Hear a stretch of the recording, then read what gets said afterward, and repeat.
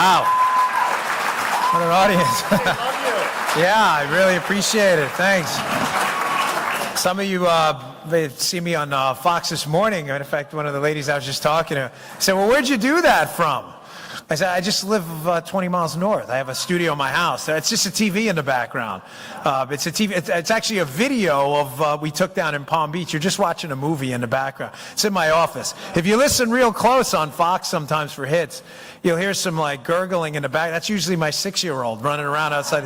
No, I'm serious. Like, yeah, that's my office, and it's a really small office. I don't live like liberals in a 5,000 square foot mansion. So once in a blue moon, you can hear my kids running around. So that happened. I made it down here. Sorry I didn't tell everybody I was here. When we went to the front desk, I got caught up in a conversation with Sebastian Gorka and Louis Gohmert, and we're all chatty Cathy, so that just went on forever. I forgot to tell everyone that I actually showed up. So I am here. We made it. I'm great. Thanks to everyone who's already bought the book in advance. I really appreciate it. That's what I want to talk about today, folks, because it's been about a year and a half now of my life. I've written 4 books, but this one by far was the most tedious to put together. I have 2 co-authors actually help me out. And the reason I wrote the book, this whole spying scandal, this debacle, this atrocious disgrace of a scandal that happened to our president. A lot of cops, federal agents in the room. Anyone have experience in law enforcement? Yeah, a couple. Raise your hand. If I'm wrong, call me out on this, but when I was a cop and then a Secret Service agent, if you have even an ounce of empathy for human beings, which most of you in this room have more than an ounce, you have a whole lot, you'll arrest a lot of bad people for a lot of really bad things. But one of the things that impacted me so deeply in my life, I'm not going to say the guy's name for obvious reasons, but let's call him John Doe. We hit a door at about 6 o'clock in the morning to arrest this guy in a credit card fraud scheme, and it was ugly. I mean, it had been hundreds of thousands of dollars. When you're a federal agent, you don't get to arrest people for like $5 petty crimes or anything like that. They'll throw you right out of there. It was a serious crime. We arrested the guy, and I remember after working on this case for 6 months, there was this sense of accomplishment tempered immediately by this awful feeling in my gut. It's 7 o'clock in the morning, you arrest him, and you don't anticipate the human side of it. Well, what happened? The guy's young kids ran out. That's their dad.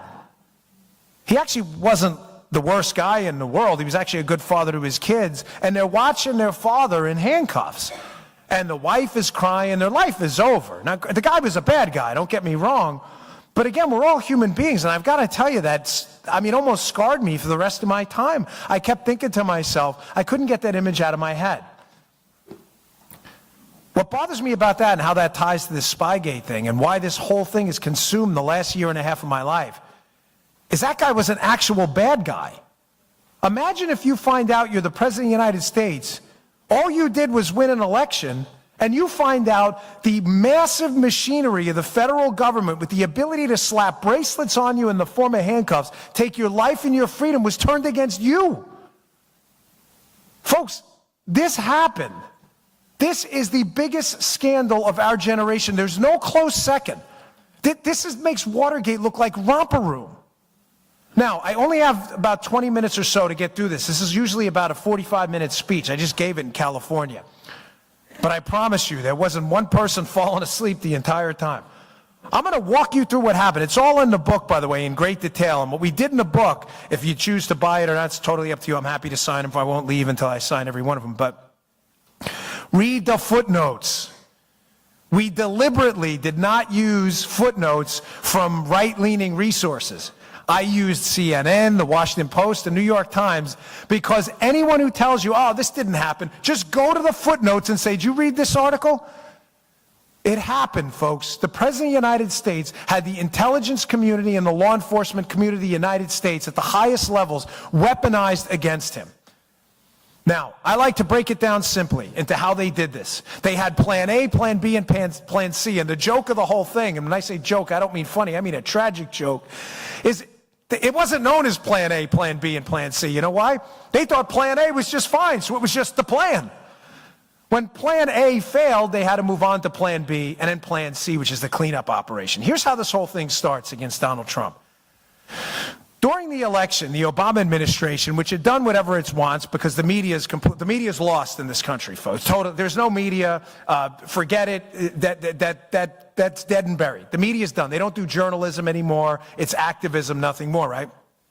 The Obama administration had grown comfortable with the idea of weaponizing government against their political enemies. It had happened over and over again.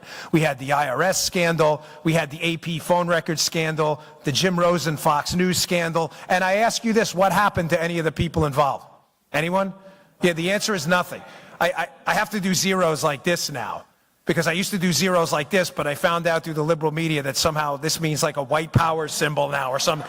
I thought it meant okay or zero, but the media says, no, I'm serious, like these idiots in the media will tell you. So now I do zeros like that because I'm like afraid of some media idiot. These people are crazy. The Obama administration had gotten completely comfortable with the idea of abusing government for their political means. So what happens? This plan gets hatched, and I'm going to be candid with you. Where exactly it's hatched, nobody is yet sure of to this day. Matter of fact, if you're familiar with my commentary on Fox, I say often one of the great mysteries of this case is what's paragraph 1? Paragraph 1, what do I mean by that? When I was a federal agent, when you arrest someone, you have to do what's called an MR, a memorandum report. Paragraph 1 of that MR is always how the case started. I got a call from Jane Doe, bank fraud investigator, said this credit card number was stolen on April 14, 2015. I made a few calls, and the next thing you know, it's an 80-page report about this massive scheme. Paragraph 1, though, always lays it out. Always. Do you know to this day we still have no idea what paragraph 1, the why they started to spy on the Trump team was? Now, I get it. It was for political. I get that. But at some point, somebody, you have to understand, folks, had to put down on paper a semi-legitimate reason to start the most massive spying operation in a political campaign in U.S. history. Do you know nobody to this day will tell you what that is? I know what it is.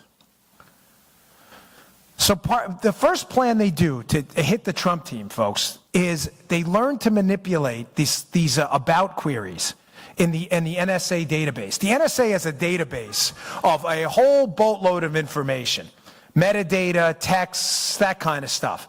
How it works is too complicated in the time I have, but what you can do is you can query that NSA system and you can get a whole lot of information. But what happens? This is plan A. This is how they're going to get the information. I hope, if I'm not following, please stop me, because this is important. The Obama administration figures out that through unmasking, in other words, wiretapping people, pretending they're targeting foreigners, and then querying information in this database, that they can get all the political opposition research in the world that they need against the Trump team. It's beautiful. No one's going to call them out. The media's on their side, right? But there's a good guy in this. There's a white hat. Somebody in the government sniffs this thing out. That's why I tell you, this wasn't plan A. This was the plan. They were going to unmask people, wiretap people, and they were going to query this NSA database and get all the information they needed about the Trump team. But somebody smells a problem, and he's not having it. And he's the white hat. He's the good guy in this story. And it's Mike Rogers of the NSA. Mike Rogers of the NSA senses that there's something wrong about these about queries. In other words, who's tapping into the database here and making political queries? Now, folks, some of you, I don't know your politics. I assume most of you are conservative, libertarian, or Republican, but that's fine either way. If you doubt any of what I'm telling you, just Google the FISA Intelligence Surveillance Court, their report on about queries. Because Mike Rogers goes to the Foreign Intelligence Surveillance Court and says, Houston, we got a problem.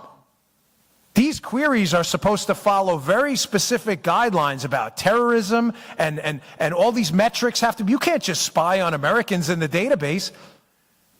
The FISA court looks into it, comes back with a report that was released in March of 2017. Ladies and gentlemen, that is devastating. If you haven't read it, you were doing yourself a great disservice. Page 80 specifically is horrifying. Apparently, the NSA database was being queried by private contractors working with the FBI. These were not even government officials. People within the government were using private contractors to query information they had no judicial or legal authority whatsoever to look at. Rogers smells a rat. People panic in the government. Now, conveniently, what happens right after the election? I'm going to put these pieces together and things will start to make sense. Donald Trump's elected. He's the president-elect, right?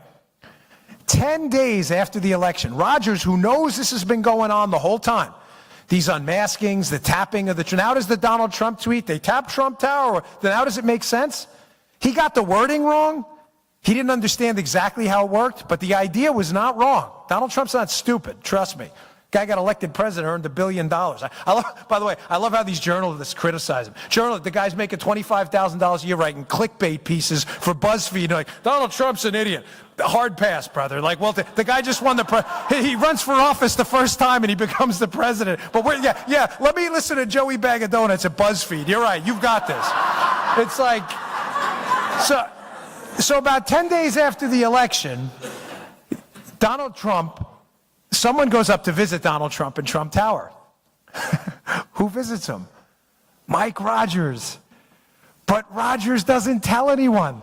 This is going to trip you out totally. He doesn't tell anybody in the White House he's going up there. He visits Trump in Trump Tower, conveniently 10 days after the election, which from my experience in the Secret Service is just enough time for them to go up to Trump Tower, WACA, the White House Communications Agency, for the president-elect, and set up a SCIF where they can talk privately, a sensitive, compartmentalized information facility. In other words, a place where no one can listen in. Rogers gives it about 10 days, goes up there, has this big meeting with Donald Trump, and what happens the very next day? Donald Trump evacuates Trump Tower and goes to Bedminster, New Jersey to never return for another meeting. You think that was a coinky-dink? Like he did that by accident? Oh, let's just go up to Bedminster. I got nothing else to do. Now, again, this is all in the book in intricate detail. The greatest spy story ever told, except the fact that it actually happened, and it happened against you. Rogers has this meeting. Trump evacuates Trump Tower. The very next day, the Obama administration comes out and calls for somebody to be fired. Who's that somebody? Mike Rogers. And they start blaming it on things like drone strikes and other stuff. Like, really? Could you be any more obvious? The Obama administration knows Rogers is the good guy and fills Trump in on this entire debacle. He probably goes up there and says, brother, they're spying on you, like right now. He doesn't know, but now he does. So he leaves. All of a sudden, people start resigning from the federal government after that. You know who also resigns? Bob Hannigan. Now, who's Bob Hannigan? Bob Hannigan is the head of the GCHQ, which is the British NSA. But why do you think the head of the British NSA would resign right after that Rogers meeting, right after Trump finds out about this massive spying operation? I'm going to tell you why right now. I'm not taking a selfie of you. I'm not taking a selfie of myself. I'm going to read to you a headline. This is from CNN.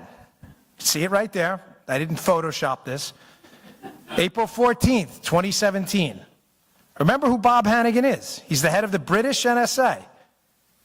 British intelligence passed Trump associates' communications with Russians on to U.S. counterparts. You think I'm making this up? That's CNN. I didn't write it. They wrote that. So not only is the United States government in Plan A weaponizing its intelligence community to listen in and computer search the Trump team to hurt them during the campaign for political oppo, they're working with the British and the Australians to pass information about the Trump team onto the Obama administration. Don't take it from me. Take it from CNN. They find out about this. Now, this thing breaks down about halfway through. They move on to Plan B. Sorry, there's a lot more to Plan A, but in the interest of time, I want to get through this because the cleanup operation is important. They move on to Plan B. What's Plan B? They realize Rogers is onto them. They're like, hey, folks, we better ease up on the unmasking and the tapping into the database. People are getting caught. This is probably not good. We're leaving a massive paper trail. And what if we lose, right? They move on to Plan B. Plan B is Crossfire Hurricane. They say, well, listen, if we can't spy on them illegally, let's just spy on them legally. We have this beautiful thing called the FISA court, where we can walk into the FISA court, we can get a warrant on somebody, and when you get a warrant on somebody in the Trump team, they have this beautiful thing for the Obama administration called the two-hop rule. Well, it's for everyone, not just for Obama. Meaning, if I spy on you, and you're a member of the Trump team, I can hop to everybody you emailed, and then everybody they emailed. So basically, all I need to do is get a FISA warrant on the guy cleaning the floors in Trump Tower, and I've got everyone. Because if he emailed his boss and his boss emailed Don Jr., I get everybody. Beautiful, right? Not really. Because they were stupid. They were dumb. And they screwed up. The problem with the FISA court, unlike the unmaskings and the tapping into the database, is they had to produce actual evidence in front of a judge. There was a judge in a FISA court that needed evidence that the Trump team was working on behalf of a foreign power, but critically doing it in violation of at least one U.S. law. Folks, they had nothing. They had zero. Do you understand they, to this day, have absolutely zero? Zero. Remember, don't do it one hand. It's a big mistake. Media people, you'll be a white power person after that. You always do it that way. They had zero evidence at all. The funny thing, I'm only half kidding. That's how worried I am about the media. They're so crazy these days, right? They had nothing on collusion. Nothing. Zero. So what does the FBI and the State Department and the DOJ do? They say, well, we don't really have any evidence. Let's just make it up. We've got this guy we worked with in the past, this guy Christopher Steele. Now I'm going to do this. I'm not taking a selfie again. I'm not taking a picture of you. Don't you worry. I'm going to read to you another headline. You need to write this down because this one's going to blow your mind. Any of you read the dossier? You haven't, right? Not many people have. You should. If you haven't read the dossier, don't you worry. Because the dossier was already written back on April 17th of 2007. You're like, what do you mean? I don't get it. It's 2017, right? No, I didn't get that wrong.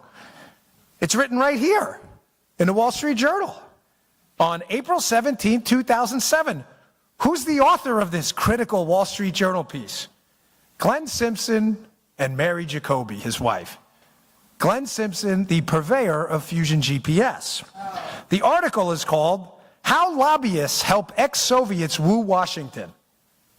Folks, I dare you to take a moment and read that piece. Put it next to the dossier. It's the same thing. It's the same thing. It's the same story. It was written 11 years ago. Glenn Simpson clearly had this information about Russian influence in Washington. He wrote 10 years ago. Read the names in the article. You know who appears in this article? Paul Manafort, all of these players. So what likely happened after Plan A collapses is they say, listen, let's go to the FISA court and do this legally, but we need evidence. We don't have evidence. Don't worry. Hillary Clinton's got a guy at Fusion GPS, says he's got a story to tell. Ladies and gentlemen, Glenn Simpson took his Wall Street Journal piece like it was a movie script, scratched out the names, put Donald Trump's name in there and said, look, do I got a story for you guys? It's all BS. The whole dossier is crap. Read the article. It's a movie script they recycled. It's a fairy tale. It's an Aesop's fable. It's made up. It's a scam.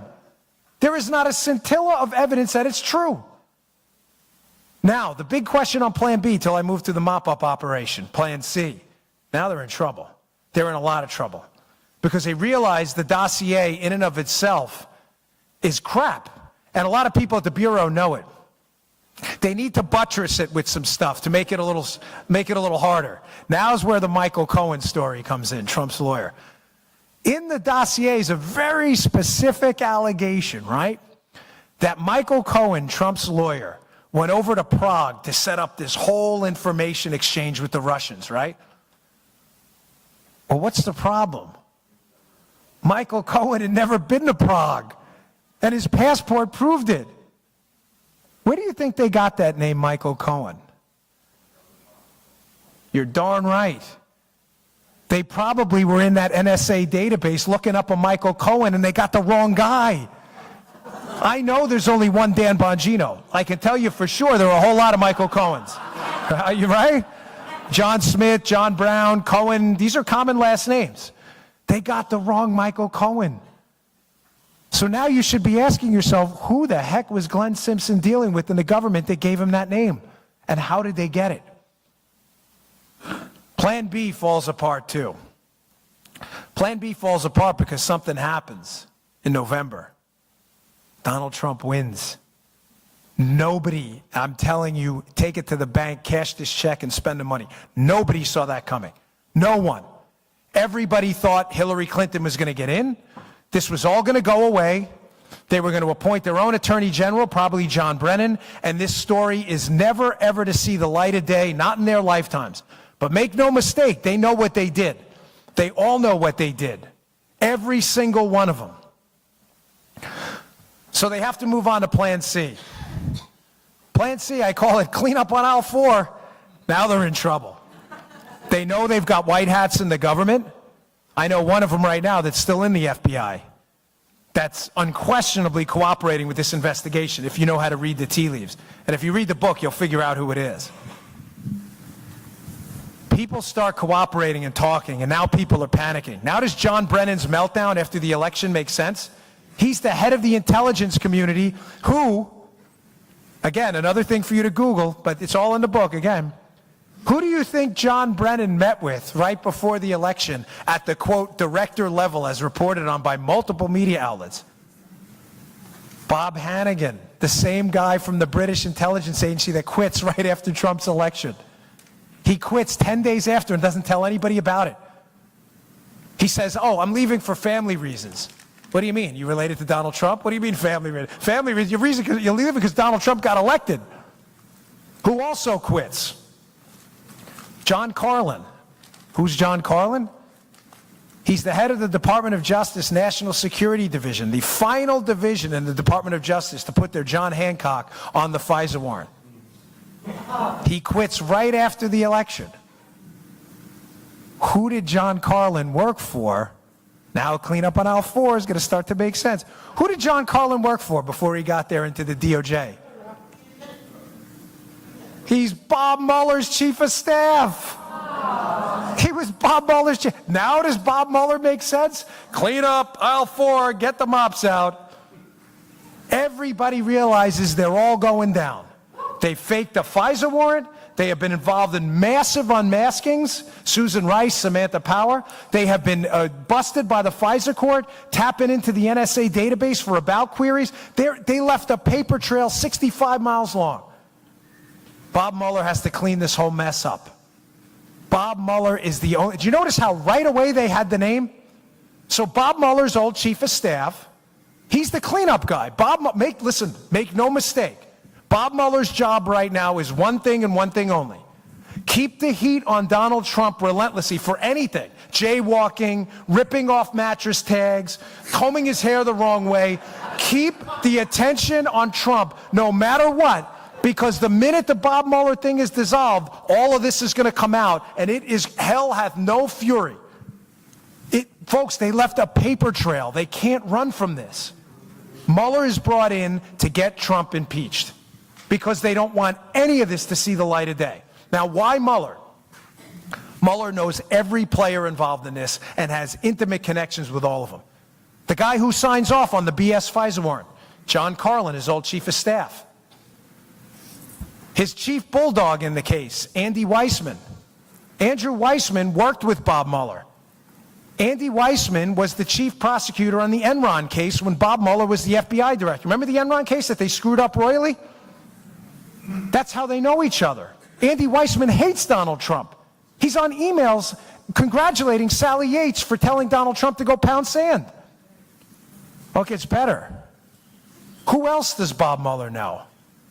On Bob Mueller's Enron team, it all goes back to Enron. That same Enron team, headed by Andy Weissman, had another lead lawyer on the case. Who was it? Catherine Rumler. Who's Catherine Rumler?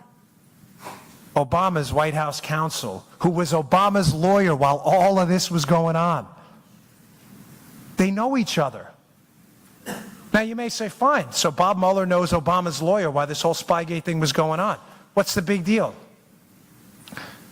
You Google George Nader, Daily Beast, you can read an article today. Just popped today before we showed up. One of Bob Mueller's lead cooperators in this case, who's been selling out members of the Trump team from day one, is a guy named George Nader. Who's George Nader's lawyer? Catherine Rummler, Obama's White House counsel and Bob Mueller's buddy. The lawyer for the lead witness in this case feeding information to Mueller is Obama's White House counsel, otherwise known as the fixer. She fixed everything for them. She was involved in Benghazi, she was involved in the IRS, she was involved in the Secret Service scandal. Just Google her name, put in any one of those things, and who's the person giving the statement? Catherine Rummler. Who was also on that Enron task force? Lisa Monaco, Barack Obama's Homeland Security and Counterterrorism advisor in the White House while all of this was going on. They all know each other. Finally, and I'll take some questions. Your final piece to the cleanup on aisle 4 operation. Who else does Bob Mueller know?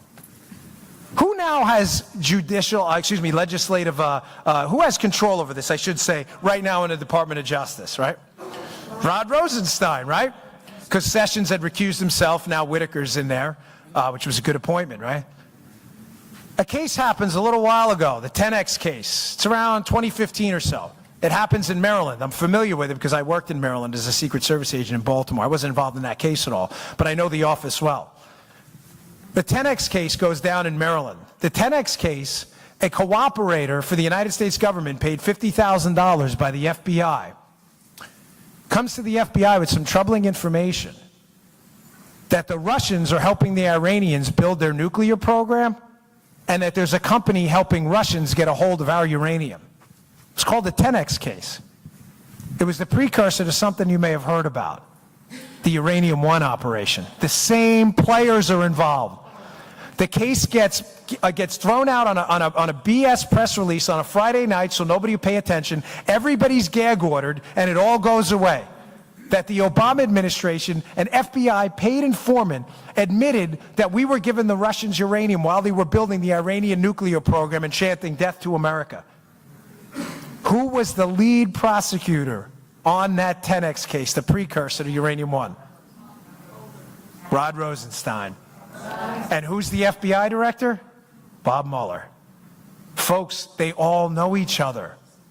This is the biggest scam in American history. Folks, I beg of you, I really do.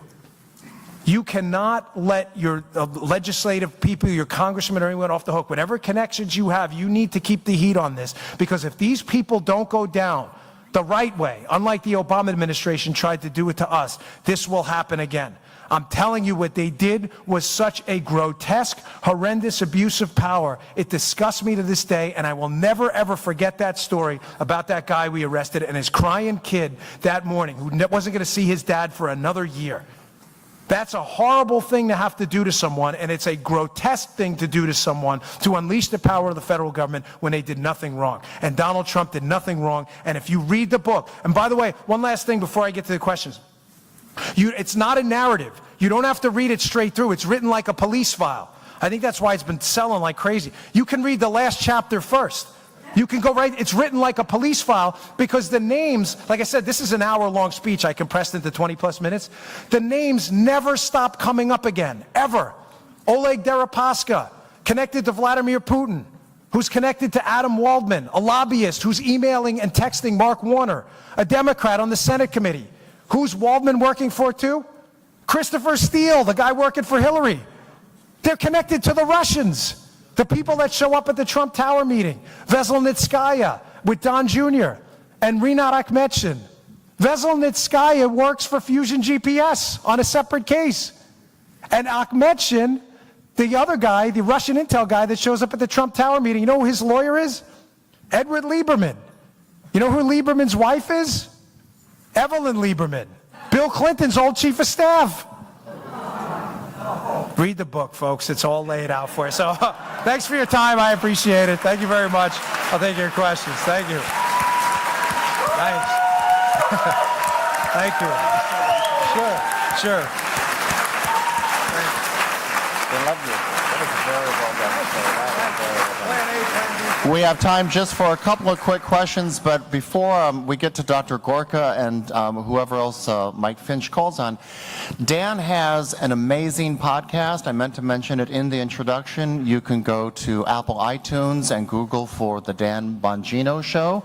And recently he had George Papadopoulos on, and he did what every good interviewer should do, not interrupt and let him talk. It's very highly recommended. Thank you, sir. Yeah, please, I would really appreciate that. It's free.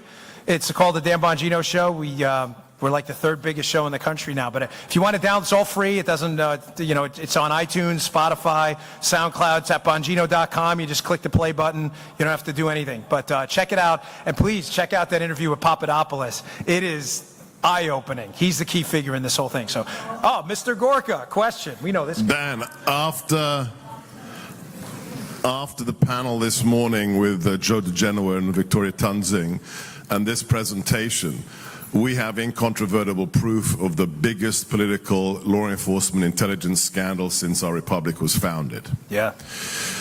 Is it enough for the right person to become AG? If it isn't, what more do we need for justice to be done? Yeah, that's a great question, and I get this question a lot. As a matter of fact, that speech you and I were chatting about in California, same group I spoke in wants Sebastian. They want the A-team, I guess, right? I'm just kidding, my head's not that big. But they wanted Sebastian to come speak, and I was out there, and I get this question all the time. They say, well, what's going to happen? And I'm here to give you the bad news, unfortunately. No, I mean it. I'll give you the bad news and the good news. The bad news is nothing.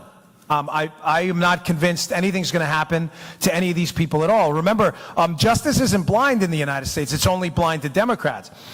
Look, Bob Menendez got off. Hillary Clinton got nothing. I mean, it's completely obvious that Hillary Clinton was involved in federal crimes. There's no doubt about it. It's just there's no will to prosecute Democrats. And the reason for that, as Sebastian knows as well as a lot of you do, is the media are full of liberals that will protect the Democrats to the end. They'll have Donald Trump potentially thrown out of office for ripping a mattress tag off. Hillary Clinton will, trade information over a private server that the Russians and Chinese were most likely reading, and nothing happens at all.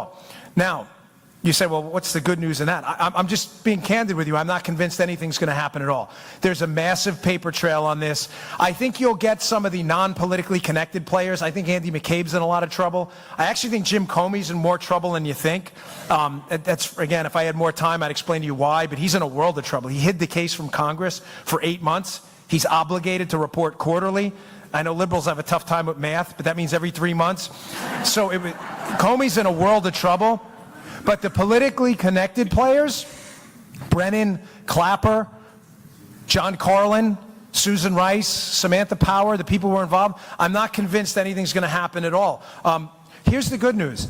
I always say I hate quotes because I think it's like for lazy men when speak when let me quote someone else. Talk yourself. You can't figure it out. But some are really good. And, the book The Natural is just tremendous by Bernard Malibu. And in the book, he says, we all live 2 lives, the one we learn from and the one we live after that. And the only path to true happiness is through suffering. So I always bring that up in the end. Because, folks, it stinks. It physically and mentally wears on you knowing that we're always going to be the subject of ridiculous scrutiny by hacks in the media and police state tyrants in our government that hate us, while the other side gets a pass and gets celebrated on college campuses and they leave like heroes like Hillary Clinton. But that's your suffering. I mean, I'm not Tony Robbins. I'm not here for an inspirational speech. I'm just here to tell you that whatever your religion is, Jewish, Christian, whatever it is, the lesson from Jesus Christ and just about everyone in the Old Testament is the only path to salvation is suffering. You're here fighting for a cause. You know in the end is probably not going to work out for you. But one day, you're going to be standing next to Hillary Clinton at the pearly gates of heaven or wherever you may go. And you're going to be able to say, damn it, I did the right thing and stood for what was right, while this joker scammed their entire time. Know your life meant something, and theirs are meaningless. And know one more thing. Although we may not get actual justice out of this, you will get cosmic justice. And cosmic justice is this. History eventually tells the real tale. Every single time. David Dinkins was a hero in New York until Rudy Giuliani won twice and they realized how awful his administration was, and sooner or later they had to tell the truth. When the truth comes out, Hillary Clinton's legacy will be nothing more than a stain on this country. And forever in textbooks, kids are going to read her as a cautionary tale of what never to do when you get power, and that will never happen to any of you. So take that to the bank and celebrate that one. That's the justice you're going to get. Yes, ma'am. We're going to have one last question, and then we're going to stay in the room for Ken Starr, and Dan's going to sign books outside. Thank you. What about the FISA court judge that all of this fake information went to? Is he allowed to make any comment? Now, there were multiple FISA court judges. Remember, there were 4 FISAs. There was an original FISA and 3 renewals. I get this question a lot. Was the FISA court judge in on it, right? Now, I can't tell you that this categorically, but my research, and if you read the book, you'll probably come to the conclusion, no. They were just lied to. Remember, there was no hearing. No hearing. You understand what I'm telling you? They walked into court and said, do you swear to this document? And they said yes, and there was no hearing. So basically, the judge is assuming that the person putting their right hand up, swearing the dossier information in there was true. It wasn't the judge's fault. So do I believe they were in on it? No. But that's where the paper trail ends. And that's why I told you, I think a lot of the unpolitically connected people are in a world of trouble. I think Peter Strzok is in trouble. I think Lisa Page is in trouble. I think Bill Priestep is already working with the federal government to take these people down. I think the law enforcement people are in trouble. But I think the politically connected people are going to get a complete pass on this. I don't think a darn thing is going to happen to Hillary Clinton. But remember, she's going to have to answer to the cosmic justice that, and in the end, to me, I know we're doing the right thing, folks. And, we fight the good fight. They fight the easy fight. So. Yeah, I'd love to. Well, I'll tell you, how to change the media? Go, if you donate to any colleges or endowments, paperclip $1 to your next donation. Say you're not getting, this is my last dollar until you get some conservatives in your school of journalism. That's how you do it. All right, I'll be outside. I'll see you all if you want to find a book. So thanks for your time.